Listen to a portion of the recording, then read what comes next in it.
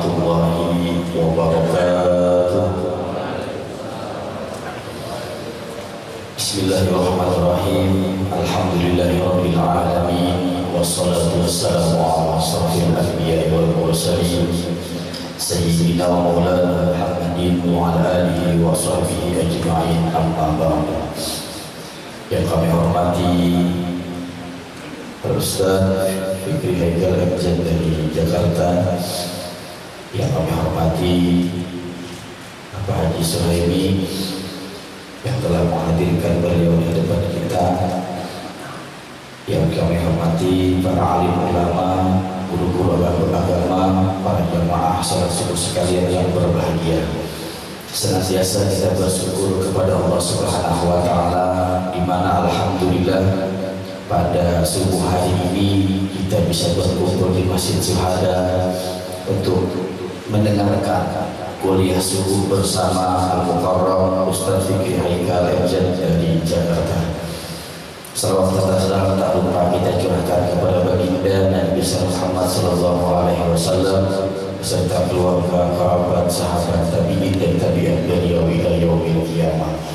Jamaah sekalian yang berbahagia, baiklah, marilah kita bersama-sama membuka acara kuliah subuh kita di Masjid Syuhada pada pagi hari ini dengan bersama-sama membaca Al-Quran surah Al-Fatihah ila hadratin Nabi Mustafa Muhammad Rasulullah sallallahu alaihi wasallam.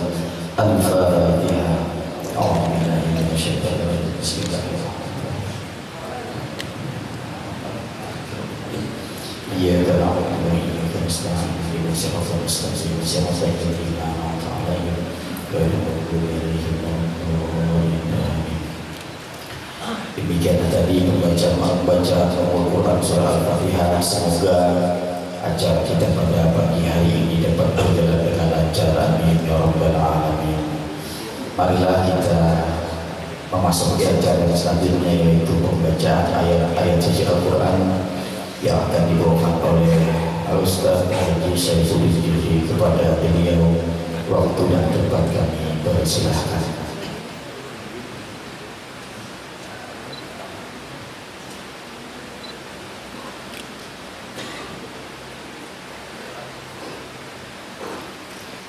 Assalamualaikum warahmatullahi wabarakatuh.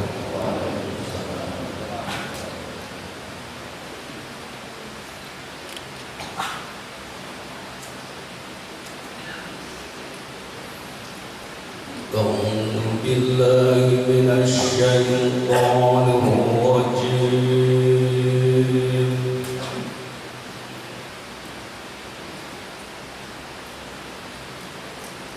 Bismillahirrahmanirrahim.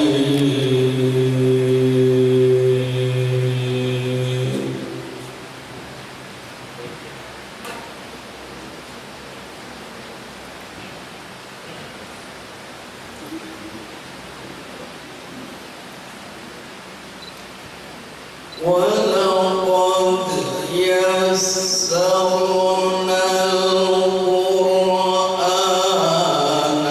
لِلذِّكْرِ فَهَلْ مِن مُّدَّكِرٍ.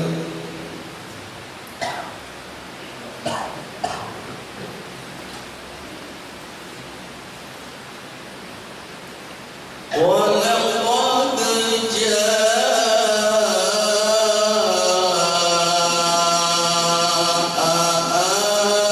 آلَ فِرْعَوْنَ النُّذُرُ.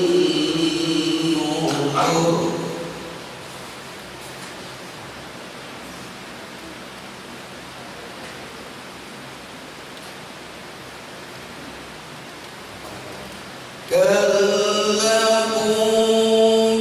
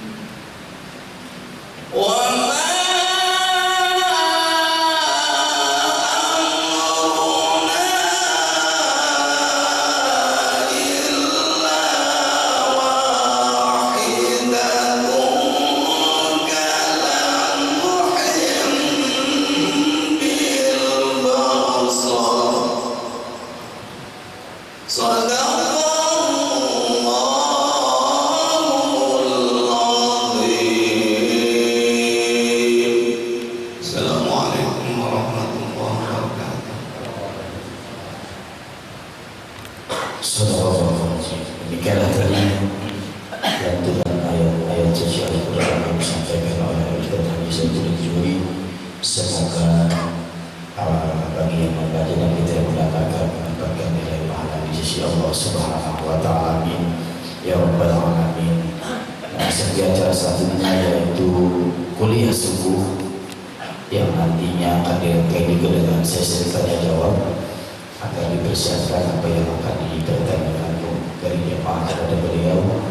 Dan waktu kuliah subuh kami persilakan kepada Al-Muqarram Al-Ustaz Fikri Haikal Amjad dari kota Jakarta. Kepada beliau waktu dan tempat kami persilakan. Allahumma sholli ala sayyidina Muhammad.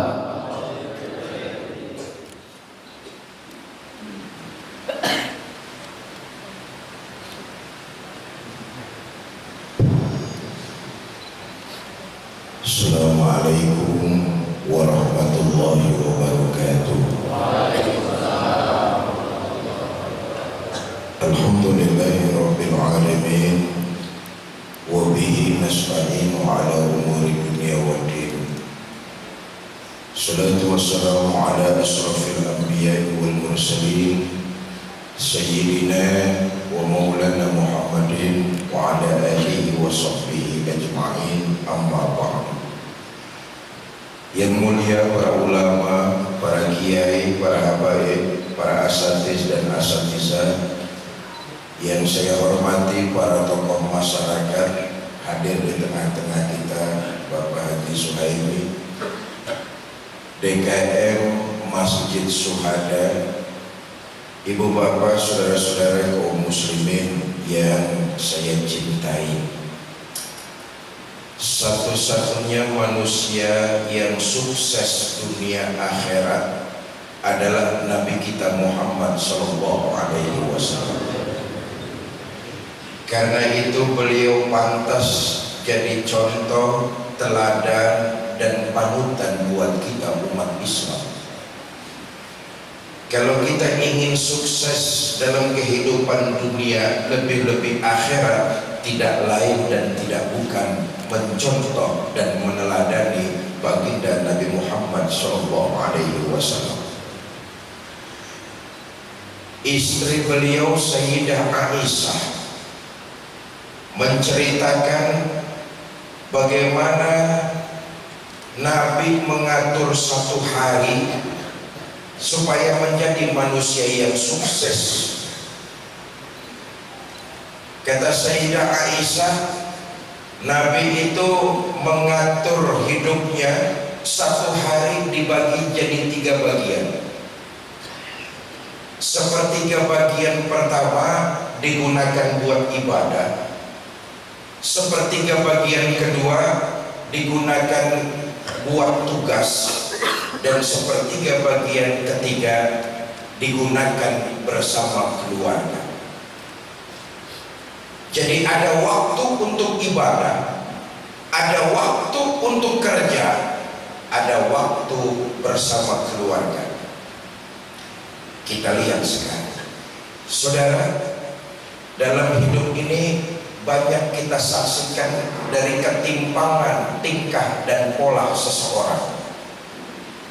Ada orang yang seluruh waktunya dihabiskan hanya untuk ibadah saja, kerja nggak mau, keluarga berantakan.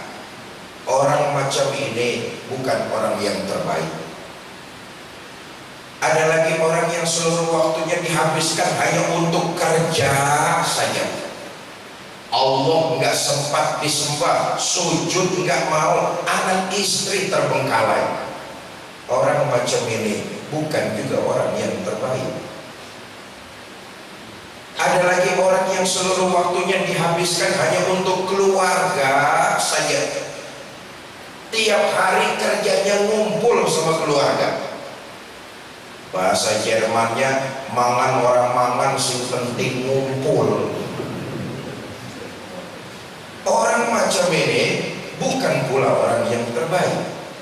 Jadi ada waktu untuk ibadah, ada waktu buat kerja, ada waktu bersama keluarga. Kita lihat sekarang, saudara, sepertiga waktu baginda Nabi digunakan untuk ibadah. Luar biasa, satu-satunya makhluk yang dosa dan kesalahannya sudah mendapat jaminan ampun dari Allah, ya Nabi kita Muhammad SAW, manusianya. Entah dosa dan kesalahannya sudah diampuni, ibadahnya makin luar biasa. Inilah yang menyebabkan kehidupan seseorang berhasil sukses di alam dunia, lebih-lebih di akhirat nanti.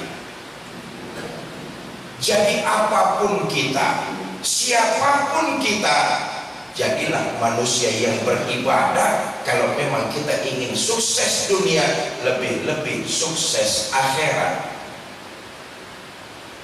Karena itu ibadah merupakan pokok. Sebab di situ kita meyakini bahwa kita cuma berusaha, kita cuma bekerja, kita cuma berikhtiar sebaik-baiknya, tapi kehidupan kita ada di tangan Allah Subhanahu wa Ta'ala. Lewat ibadah kita memohon keridhaan Allah Subhanahu wa Ta'ala.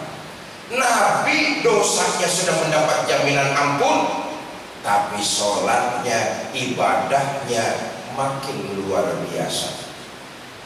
Satu, ini Isra 5:30 ya, 5:30 ya. Yang kedua, Bapak Ibu, saudara-saudara, sepertiga waktu Nabi digunakan buat tugas kerja. Apa tugas utama baginda Nabi? Tidak lain dan tidak bukan adalah mengajak manusia untuk berakhlak. Inilah tugas utama baginda Nabi. Berakhlak kepada siapa? Berakhlak kepada Allah. Nabi itu diangkat jadi Rasul umurnya 40 tahun. Betul atau tidak? Mula-mula dakwah yang dilakukan Nabi itu sembunyi, dari rumah ke rumah, dari pintu ke pintu, dari orang ke orang. Ini dalam rangka mengajak manusia berakhlak kepada Allah. Dakwah beliau sembunyi-sembunyi. 3 tahun dakwah sembunyi-sembunyi, dapat pengikut nggak lebih 11 orang. Allahu Akbar.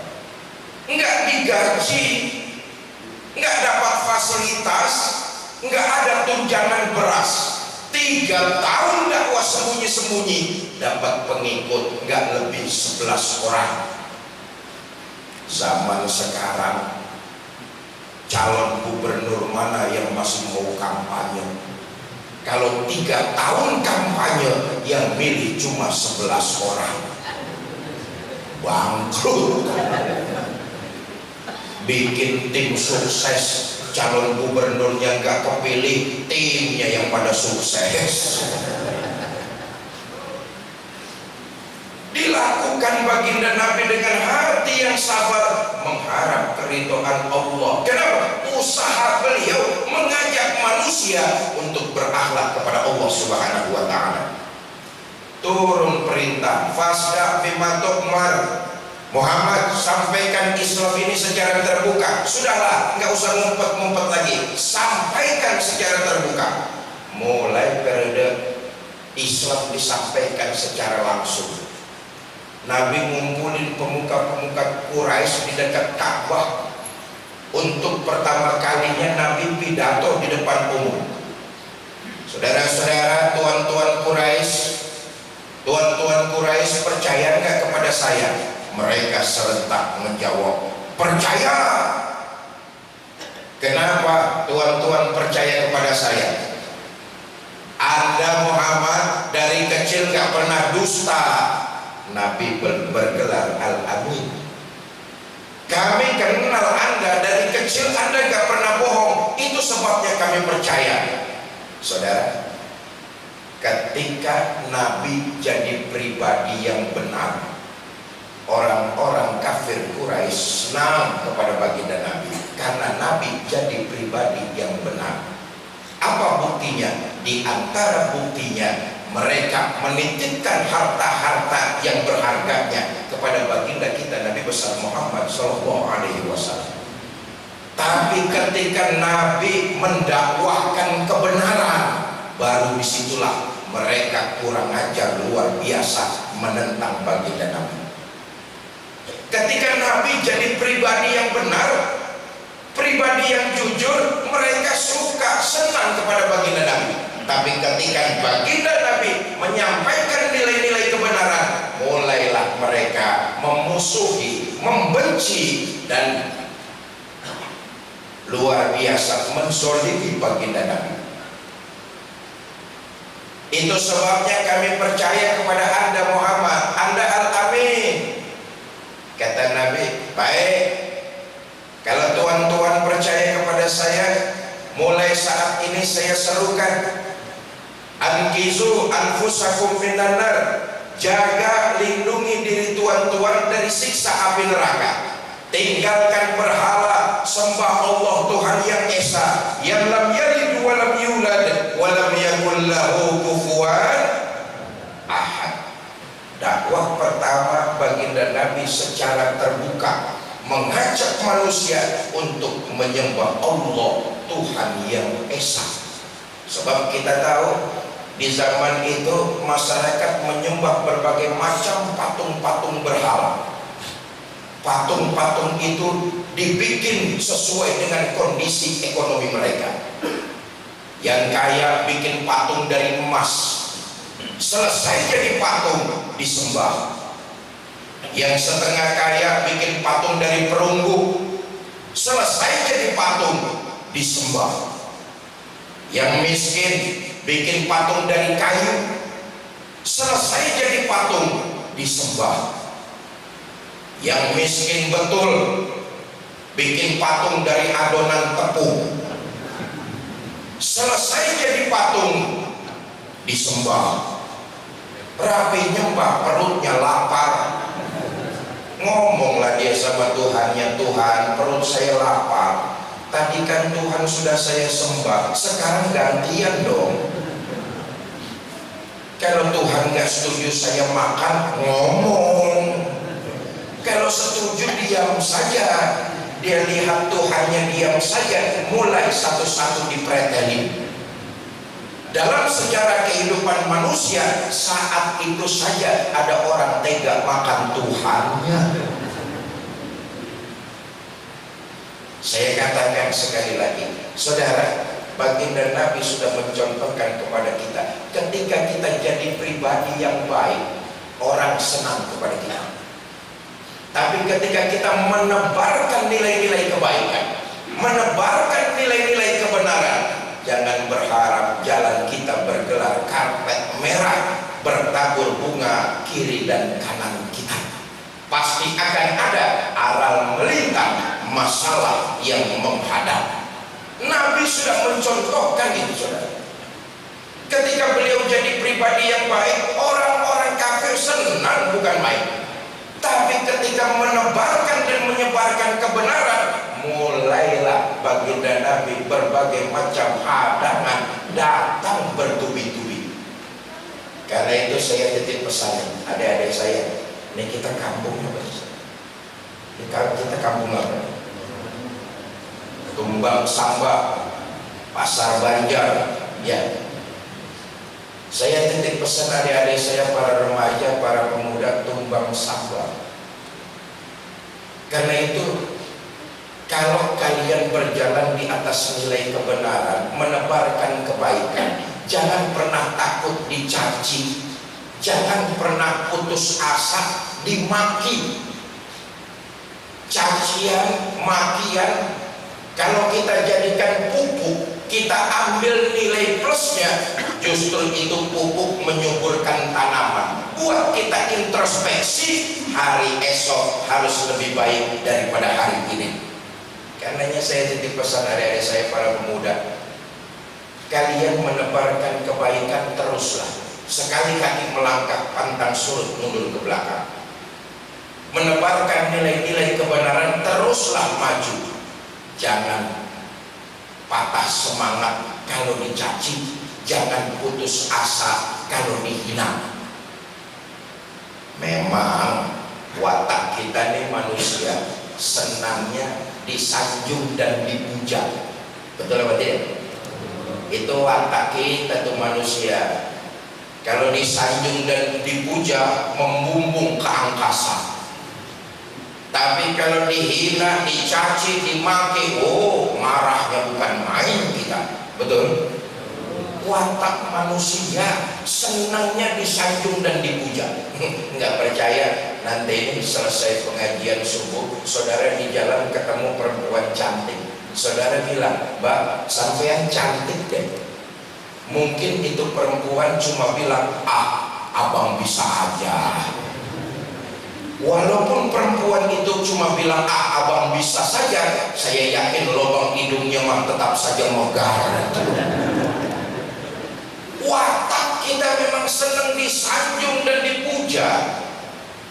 Tapi ketahuilah, sanjungan dan pujaan sering membuat kita terlena, tidak mawas diri. Ini membuat kita menjadi lemah. Tapi sebaliknya, cacian, hinaan, makian, jadikan kritik buat ke dalam diri kita agar hari esok lebih baik daripada hari ini. Bapak Ibu, saudara-saudara kaum muslimin yang saya cintai, luar biasa baginda Nabi, rintangan, hadangan, tantangannya ketika mengajak manusia untuk berakhlak kepada Allah. Waktu di kota Mekah dakwah sudah tidak lagi kondusif. Orang-orang kafir melancarkan teror mental, teror fisik. Kurang ajarnya kaum kafir Quraisy. Teror mental, teror fisik, mereka lakukan itu kepada baginda kita Nabi besar Muhammad SAW. Dakwah di Mekah sudah tidak lagi kondusif. Nabi diisolasi. Pindah baginda Nabi dakwah ke daerah Taif. Di Taif kedatangan Nabi bukan disambut tapi disambit. Allahumma sholli wa sallim wa barik alaihi.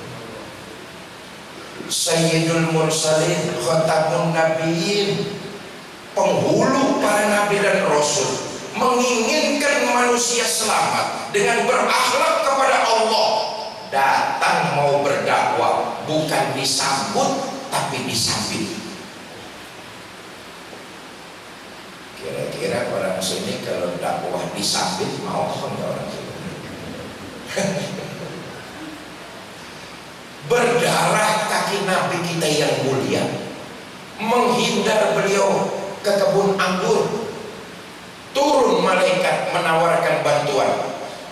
Innallaha amarani an uti'a Muhammad, Allah memerintahkan kepada saya agar patuh apa komando kamu.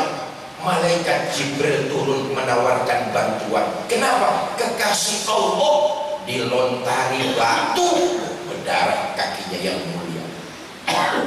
Allah memerintahkan kepada saya Muhammad untuk patuh apa komando kamu. Kalau tadi kamu dakwah disambitin sama orang-orang Taif, sekarang juga saya angkat Jabal Uhud, saya timpakan kepada mereka biar mati semua. Bagaimana Muhammad? Jangan Jibril, jangan. Saya ini diutus rahmatan lil alamin, rahmat bagi seluruh makhluk.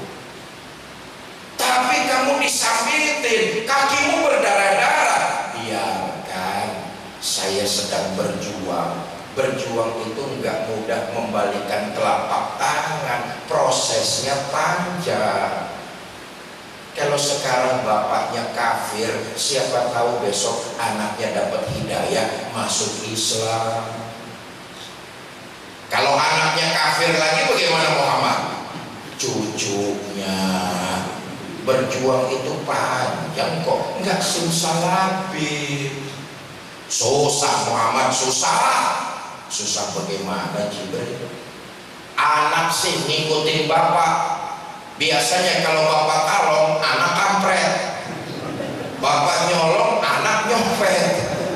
Maafil abna. Bagaimana bapak? Ya begitu anak. Enggak juga Jibril, enggak. Malah saya mau doa kepada Allah.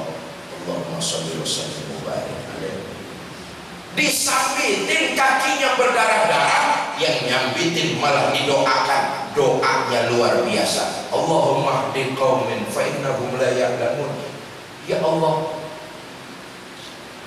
berikan mereka petunjuk karena sesungguhnya mereka tidak tahu. Yang nyambitin malah didoain, doanya luar biasa. Teror fisik, teror mental, teror fisik. Bahkan dalam riwayat kita tahu baginda Nabi menebarkan nilai-nilai Islam, mengajak manusia untuk berakhlak kepada Allah. Beberapa kali nyawa beliau terancam. Karena itu, jikalau kita yakin, jangankan berkorban tenaga, jangankan berkorban harta, berkorban nyawa demi iman, kita akan sanggup untuk melakukannya. Begitulah gambaran orang-orang beriman, saudara, yang dicontohkan oleh baginda Nabi besar Muhammad SAW. Berbuat karena iman akan melahirkan kebahagiaan batin. Kalau batin sudah bahagia, penderitaan badan tidak lagi terasa. Dicontohkan baginda Nabi. Saya ulangi. Berbuat karena iman akan melahirkan kebahagiaan batin. Kalau batin sudah bahagia, penderitaan badan tidak lagi terasa. Jangankan hujan air, jangankan hujan batu, hujan peluru dianggap belayan malaikat, belayan bidadari. Begitulah orang-orang beriman meyakini nilai-nilai kebenaran. Sama juga begini, saudara. Pergi haji ke tanah suci itu panggilan iman. Pergi haji kita orang Kalimantan Tengah ini berapa tahun antrinya? 15 tahunan. Biayanya berapa?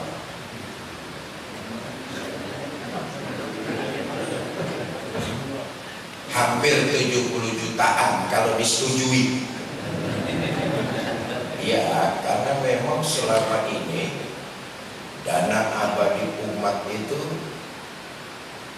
buat subsidi. Karena itu tambah lama bukan dana abadi lagi, dana habis-habisan sudah. Kita lihat haji itu saudara panggilan imam. Ngantrinya 15 tahun. Bayarnya 30 jutaan. Betul atau tidak? Ambil rate yang lama lah. Harga yang lama saja sama kawan.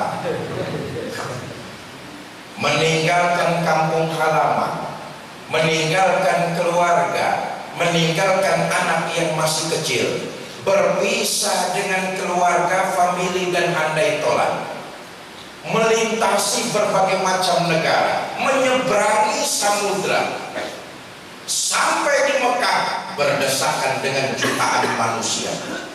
Tidur nggak teratur, makan tidak menentu.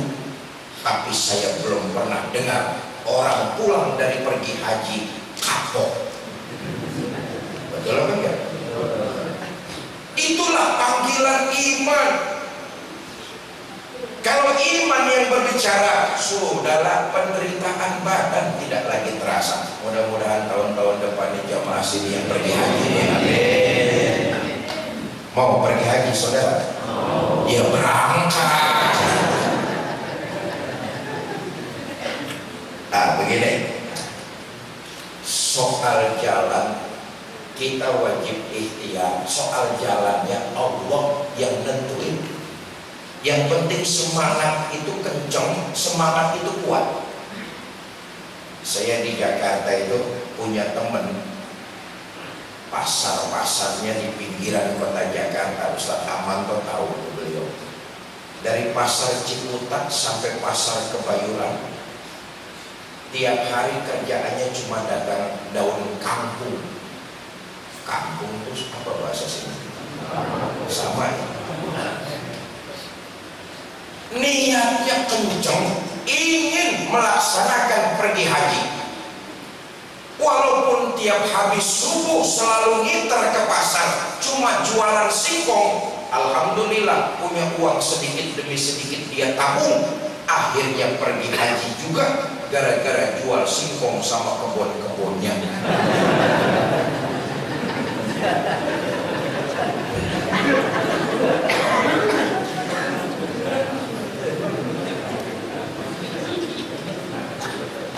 Saya kembali berbuat karena iman melahirkan kebahagiaan batin. Kalau batin bahagia, penderitaan badan sudah tidak lagi terasa. Nabi sampai beberapa kali mendapati ancaman pembunuhan. Ini waktunya cukup. Apa kita to be continue saja? Nanti urusan Pak Haji Suhaimi lah ini. Bapak Ibu saudara-saudara, puncaknya terjadi 1 tahun setelah baginda Nabi Isra dan Mi'raj, turun perintah hijrah. Kenapa? Baginda Nabi diancam beberapa kali mau dihabisi nyawa beliau. Maka peristiwa Isra dan Mi'raj, ulama itu sepakat bahwa Allah memberikan penguatan terhadap semangat baginda kita Nabi besar Muhammad SAW melalui perjalanan Isra dan Mi'raj, karena rentetannya masalah yang datang menghadap sungguh luar biasa. Tahun-tahun itu para ulama sepakat disebut Amul Huzni. Ayo kita lihat, ini rentetannya. Dakwahnya ditentang luar biasa, mengalami tekanan mental, teror fisik, teror mental, ancaman pembunuhan. Disusul paman beliau yang jadi garda terdepan, wafat Abu Thalib. Garda terdepan dari suku Quraisy, mereka yang berani-berani dengan Nabi kita Muhammad SAW, dihadang oleh Abu Thalib. Abu Thalib membantu perjuangan baginda Nabi, wafat. Disusul kemudian istri tercintanya Sayyidah Khadijah. Orang lain belum beriman, Khadijah beriman lebih dulu. Orang lain gak percaya kepada Nabi, Khadijah percaya lebih dulu. Orang lain pelit, bakhil, medit, Khadijah mengeluarkan seluruh hartanya jihad fisabilillah. Wafat. Pantaslah Nabi sebagai manusia merasa murung dan sedih. Maka ulama sepakat amul husni, tahun-tahun kesedihan yang luar biasa. Saya kembali 1 tahun sebelum hijrah, Nabi masih diancam akan dihabisi nyawa beliau. Sepulang dari Isra Mi'raj, ketika perintah hijrah turun, kabar ini didengar oleh orang-orang kafir Quraisy. Satu malam mereka mengadakan rapat di satu tempat yang disebut Darun Nadwah. Hadir pemuka-pemuka Quraisy, pemimpin sidang gak tanggung-tanggung Abu Jahal dan dengkot kafir Quraisy. Kata Abu Jahal, saudara-saudara, bagaimana ini? Muhammad kita teror sudah, kita siksa juga sudah, pengikutnya kita bantai juga sudah, tapi rupa-rupanya tiap hari pengikut Muhammad selalu bertambah. Bahkan sekarang sebagian sahabatnya sudah pada hijrah ke Madinah. Ini Islam akan bertanda besar di Madinah. Bagaimana cara kita mengatasinya? Dari belakang ada yang nyautin Abu Lahab. Kata Abu Lahab, gua bilang juga apa, Muhammad dari dulu bunuh aja. Kata Abu Jahal, soal ngebunuh sih gampang bro. Udah dengerin aja. Soal ngebunuh sih gampang, tapi Muhammad itu kan gak keluar dari batu. Dia punya famili, keluarga. Nanti kalau keluarganya nuntut balas bagaimana? Kata Abu Lahab, gampang lah. Kita ini orang-orang Quraisy punya banyak suku, masing-masing suku punya preman. Kumpulkan preman-preman itu bersama-sama bunuh Muhammad. Nanti kalau keluarga Muhammad nuntut balas, mereka akan berhadapan dengan semua suku yang ada di bangsa Quraisy ini. Kata Abu Jahal, wah, ide Abu Lahab bagus juga. Bagaimana saudara-saudara, setuju apa enggak? Peserta rapat serentak menjawab, setuju. Baik, kapan kita bunuh Muhammad? Lagi-lagi Abu Lahab memberikan ide. Sudahlah, gak usah lama-lama, besok malam saja kita bantai Muhammad. Oke, besok malam kita bunuh Muhammad. Tapi malam ini yang ikut rapat jangan sampai membocorkan keputusan rapat. Siapa yang membocorkan keputusan malam ini, maka akan dikenakan sanksi. Bagaimana? Setuju? Setuju. Baik, rapat selesai, silakan bubar. Selesailah rapat, pulanglah mereka ke rumah masing-masing. Karena rapatnya sampai larut malam, di rumah pada ditanyain sama istrinya, Pak, kok rapatnya malam betul? Bapak rapat apa rapet? Rapat bu, besok malam mau ada pembunuhan. Pembunuhan? Iya. Siapa yang mau dibunuh? Muhammad, tapi jangan bilang siapa-siapa ya bu ya. Iya pak, iya. Pagi-paginya istri belanja di pasar, ngobrol sama temennya, jeng, ono Bayu, ano lo jeng, nanti malam mau ada pembunuhan. Pembunuhan? Iya. Siapa yang mau dibunuh? Muhammad, tapi jangan bilang siapa-siapa ya Ceng ya. Ini tetangga ngomong lagi sama tetangga yang lain ngomong lagi sama yang lainnya, begitu seterusnya. Dan hampir sesiang itu sebagian besar penduduk Mekah sudah pada tahu kalau nanti malam akan terjadi pembunuhan. Tahu dari mana? Yaitu tadi dari gerakan jangan bilang siapa-siapa. Lepas maghrib kota Mekah sepi, habis isya makin sunyi. Menjelang tengah malam masuk preman-preman yang disewa oleh Abu Jahal, ngepung rumah baginda kita Nabi besar Muhammad Sallallahu Alaihi Wasallam. Rumah baginda Nabi dikepung, pagar betis rapat, jangankan orang bisa lolos, tikus botak nggak bisa nyelos, rapat. Malam itu di rumah ada 3 orang baginda kita Nabi besar Muhammad Sallallahu Alaihi Wasallam, Sayyidina Abu Bakar As-Siddiq radhiyallahu anhu dan Sayyidina Ali bin Abi Thalib karamallahu wajhah. Nabi ngomong sama Sayyidina Ali, labbaik ya Rasul, kamu gantikan saya ya. Gantikan apa ya Rasul? Tidur di atas tempat tidur saya. Allahu Akbar. Saudara bisa bayangkan menggantikan tidur saat malam rumah dikepung, itu taruhannya nyawa, saudara. Kan sama juga gantiin mati. Gantiin mati. Iya, kalau gantiin Jokowi enak. Gantiin mati. Hebatnya Sayyidina Ali bin Abi Thalib karamallahu wajhah, ketika itu beliau sangat muda belia, tahu resikonya mati, nggak nolak. Allahu Akbar. Inilah kita perlu militansi. Sekali kaki berpijak kepada nilai-nilai kebenaran, jangankan berkorban tenaga, berkorban harta, nyawa akan dilakukan. Bukan Sayyidina Ali gak tahu resikonya mati, tahu beliau. Kalau Sayyidina Ali mau nolak, jawabannya gampang, saudara. Umpama, Ali, kamu gantikan saya ya, tidur di atas tempat tidur saya. Kalau Sayyidina Ali mau nolak, jawabannya gampang. Apa kata Sayyidina Ali?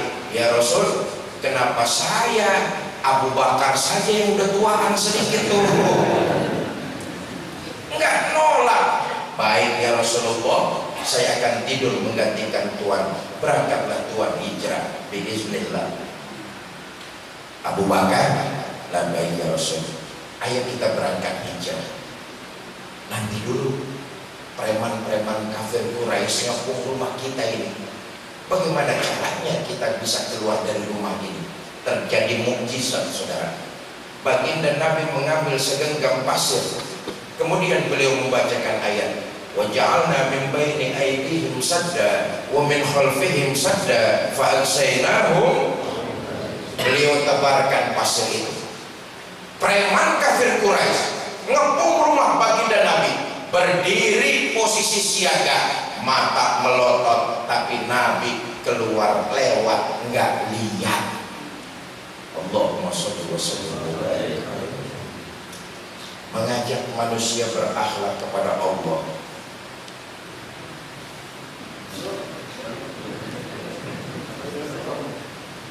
Bapak Ibu saudara-saudara kaum muslimin yang saya cintai, mengajak manusia berakhlak kepada Allah. Lihat lagi secara spesifik. Tugas Nabi itu cuma 23 tahun. 13 tahun di Mekah, 10 tahun di Madinah. Tugas aktif Nabi cuma 23 tahun.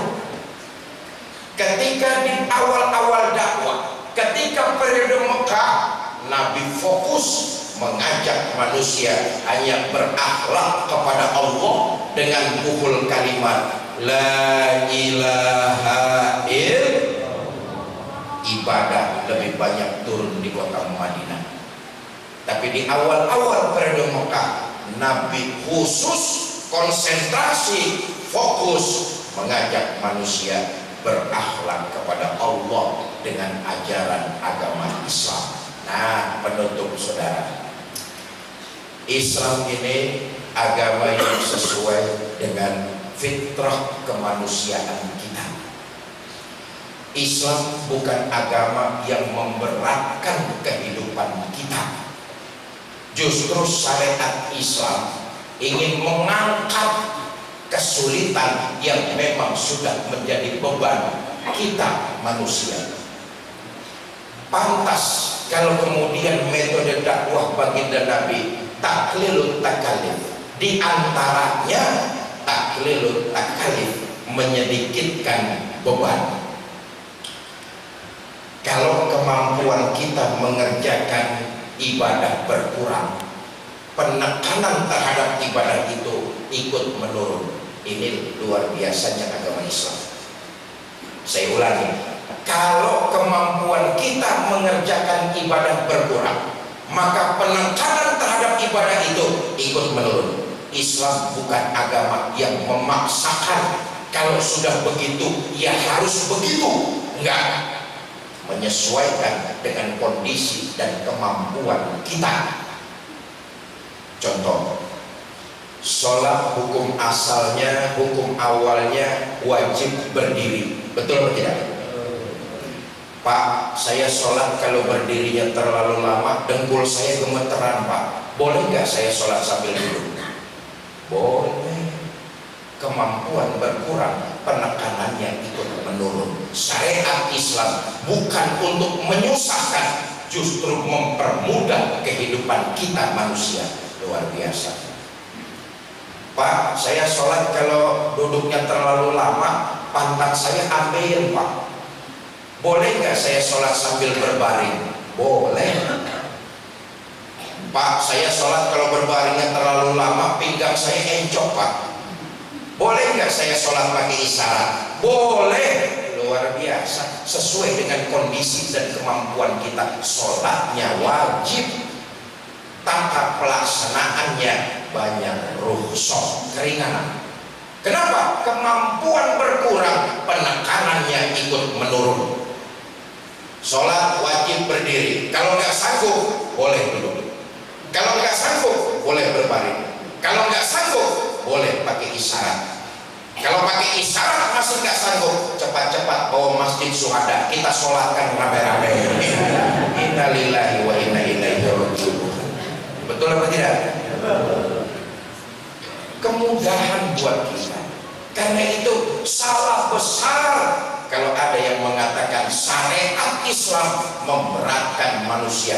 Justru mempermudah dan meringankan buat kita manusia. Tidak memaksakan, sesuai dengan kemampuan dan kondisi kita. Saya tutup dengan satu riwayat. Di zaman Nabi ada orang lagi datang tergopoh-gopoh lapor, halal tuh ya Rasulullah, celaka ya Rasulullah. Kata Nabi, celaka kenapa Mas? Nganu ya Rasul. Nganu, rupanya dari Solo ini orang. Ya Rasul, siang-siang bulan puasa saya sama istri nggak kuat, terpaksa saya nyelonong. Oh, pengantin baru, tegangan tinggi, syahwat kencang. Nah, ini dia yang terpenting. Saudara, lihatlah orang-orang terdahulu, lihatlah orang tua kita, leluhur kita. Mereka ilmunya mungkin saja sedikit, tapi berkah karena dipakai. Mereka mengikuti kebenaran, walaupun ilmunya sedikit, berkah. Kenapa? Mengikuti kebenaran. Walaupun salah, lapor sama Nabi, jujur. Orang-orang dulu walaupun ilmunya sedikit, karena dia amalkan, jujur, berkah mengikuti kebenaran. Maaf, orang-orang sekarang ini ilmunya banyak, tapi bukan mengikuti kebenaran, mencari pembenaran. Sudah tahu salah, masih berkelit. Betul apa tidak? Sama juga ada pencuri ditangkap polisi, ditanya, "Mas, sampean ini kok mencuri kambing?" "Maaf Pak Polisi, saya tidak mencuri kambing, saya hanya mencuri tali, di ujungnya ada kambing." Cari pembenaran, saudara. Ini orang bagus, walaupun salah, jujur, lapor sama baginda Nabi. "Maafkan saya ya Rasul, siang-siang bulan puasa saya sama istri nggak kuat, terpaksa saya nyelonong." Kata Nabi, "Nyelonong bagaimana sampean?" "Ya nyelonong, ya nyelonong lah." "Ya sudah, kalau sampean melanggar perintah bayar kifarat." Nah, ini yang saya mau maksud nih, sesuai kemampuan kita. Sampean melanggar perintah bayar kifarat. Apa ya Rasul? "Merdekakan budak." "Maaf ya Rasul, saya nggak punya budak." Kalau nggak punya juga yang kedua lah, kau puasa 2 bulan berturut-turut, mutatabi'ain, nggak boleh diselang-seling. Puasa 2 bulan berturut-turut, jangan diselang-seling. Bagaimana? Sanggup? Nggak sanggup ya Rasul. Jangan puasa 2 bulan, yang sebulan aja saya nyelonong, 2 bulan bisa 2 kali nyelonong. Nggak sanggup ya Rasul. Kalau nggak sanggup, yang ketiga, makin turun saudara, kemampuannya berkurang. Inilah kita agama Islam, rahmatan lil alamin, tidak memaksakan kepada diri kita, sesuai dengan kemampuan kita. Kata Nabi, kalau kau tak sanggup juga, yang ketiga lah, apa ya Rasul? Kasih makan 60 fakir miskin, 1 orang 1 mud, takarannya sampai kenyang. Kasih makan 60 fakir miskin sampai mereka kenyang. Sanggup? Gak sanggup ya Rasul. Jangan kasih makan 60 fakir miskin. Di rumah istri saya sehari masak, 3 hari libur. Nabi masuk ke dalam ruangan, nggak lama keluar bawa sekeranjang korma. Kata Nabi, "Mas, ini korma kau bawa pulang, nanti sedekahkan sama orang yang paling miskin di kampung." "Ya Rasulullah, apalagi di kampung saya orang yang paling miskin ya saya." Apes. Malah Nabi enggak, beliau senyum, lalu beliau mengatakan, "Sudahlah, bawa pulang korma itu, kasih makan keluarga." Ya Allah, inilah ajaran syariat agama Islam.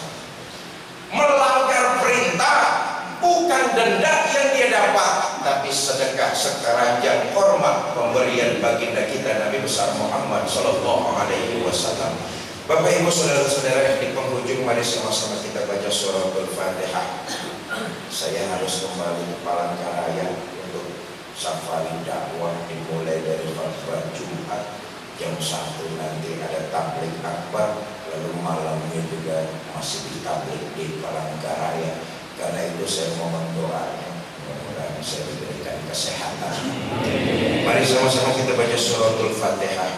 Mudah-mudahan semua kita yang hadir di sini dipanjangkan umur dalam taat kepada Allah, diberikan kita rumah tangga sakinah, mawaddah dan rahmah, dikaruniakan kita keturunan yang soleh dan solehah, diwafatkan kita dalam kondisi husnul khatimah. Betilkan niyah saykulillahi lahumul Fatihah.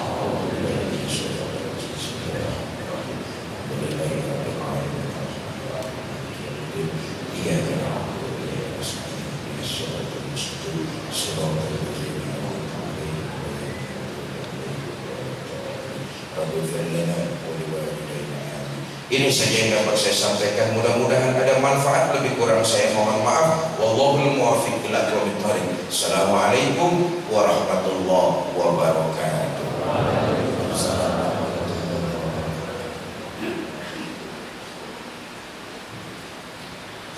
Berhubung pada jadwal beliau, jadi acara langsung kita dalam acara tadi, yaitu pembacaan doa yang akan disampaikan oleh yang Al-Mukarram Haji Amanto Suryaka, Al-Ustaz Haji Amanto Suryaka. Kepada beliau untuk kami persilakan.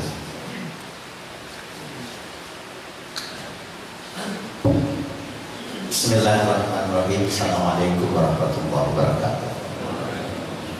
Bapak Ibu hadirin yang dimuliakan Allah Subhanahu wa taala, doa ini adalah penyempurnaan dari apa yang sudah sangat sempurna yang disampaikan oleh Ustaz kita dari Jakarta. Suatu ketika Rasulullah Shallallahu Alaihi Wasallam menangis selalu menyampaikan kepada para sahabat, aku rindu saudara-saudaraku. Lalu kata para sahabat, bukankah kami saudara-saudaramu ya Rasulullah? Tidak, kata baginda Nabi, kalian sahabat-sahabatku. Saudara-saudaraku adalah orang yang hidup sesudah kalian, tidak berjumpa dengan aku, tidak pernah bersua dengan diriku, tapi mereka adalah orang-orang yang beriman kepadaku. Aku menunggu kelak mereka di telaga surga. Kita adalah orang-orang yang dirindukan untuk bisa bertemu dengan Rasul Sallallahu Alaihi Wasallam, dan Rasul amat menunggu kehadiran kita semuanya. Semoga kita dipertemukan kelak bersama baginda Rasul kita Muhammad Sallallahu Alaihi Wasallam. Ala hadhihi niyyah wa kulli niyatin salihah. Al-Fatihah. A'udzubillahi minasyaitonir rajim. Bismillahirrahmanirrahim. Alhamdulillahirabbil alamin arrahmanir rahim maliki yaumiddin. Iyyaka na'budu wa iyyaka nasta'in. Ihdinas siratal mustaqim. Siratal ladzina an'amta 'alaihim ghairil maghdubi 'alaihim waladdallin. Allahumma shalli ala sayyidina Muhammad abdika wa rasulika nabiyil ummi wa ala alihi wa sahbihi ajma'in. Allahumma lakal hamdu, Allahumma lakal syukur, Allahumma antal ahadus samad alladzi lam yalid wa lam yulad wa lam yakul lahu kufuwan ahad. Allahumma lakal hamdu bil iman, Allahumma lakal hamdu bil Islam, Allahumma lakal hamdu bil Quran, Allahumma lakal hamdu bil ukhuwatil islamiyah, Allahumma lakal hamdu bihadzal istima' fi hadzal salat. Ya Allah, ya Tuhan kami, sebagaimana Engkau pertemukan kami di pagi hari ini dalam kondisi ketaatan, dalam kondisi kita semuanya sehat walafiat, dalam kondisi kita senang dan gembira untuk bisa menyaksikan dan mendengarkan ceramah yang sangat luar biasa. Ya Allah, ya Tuhan kami, sebagaimana Engkau rindukan kami untuk bisa berjumpa dengan kekasih Muhammad SAW, sebagaimana Engkau pertemukan kami dalam kondisi seperti ini. Ya Allah, kami tidak hanya ingin bertemu di dunia ini dalam kondisi seperti ini. Ya Allah, pertemukanlah kami semuanya di surga, pertemukanlah kami semua di surga bersama dengan baginda Rasul Sallallahu Alaihi Wasallam yang amat sangat merindukan kehadiran kita semuanya. Allahumma rabbana la tuzigh qulubana ba'da idh hadaytana wa hab lana min ladunka rahmah innaka antal wahhab. Karena itu ya Allah, jadikanlah kami manusia-manusia yang taat kepadamu. Jadilah kami dan anak turunan kami adalah orang-orang yang mencintai sholat, orang-orang yang mencintai masjid, orang-orang yang mencintai orang-orang soleh. Ya Allah, ya Tuhan kami, banyak salah dan dosa yang kami lakukan selama kami hidup di dunia ini.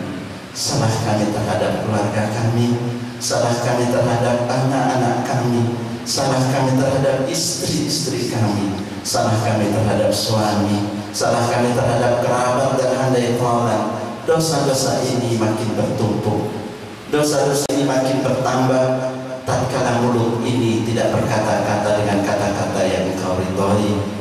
Dosa ini makin bertumpuk tatkala mata ini tidak kami gunakan untuk membaca kitab suci-Mu.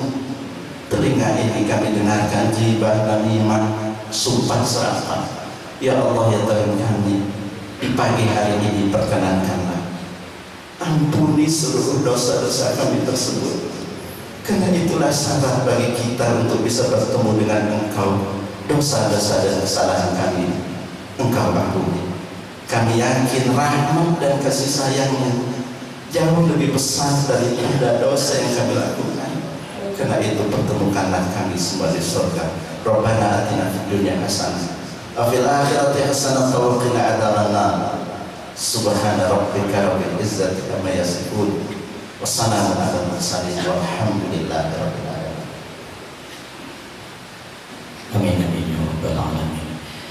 Demikian nanti tadi bacaan doa yang disampaikan oleh Ustaz Haji untuk selesaikan. Mudah-mudahan doa kita dikabulkan oleh Allah Subhanahu wa Ta'ala. Dengan berakhirnya pembacaan doa tadi, maka acara kuliah subuh kita hari ini telah selesai. Marilah kita menutup kegiatan kita hari ini dengan bersama-sama membaca doa penutup majelis. Subhanallah wa bihamdihi asyhadu an la ilaha illa anta astaghfirullah wa atubu ilaik. Assalamualaikum warahmatullahi wabarakatuh.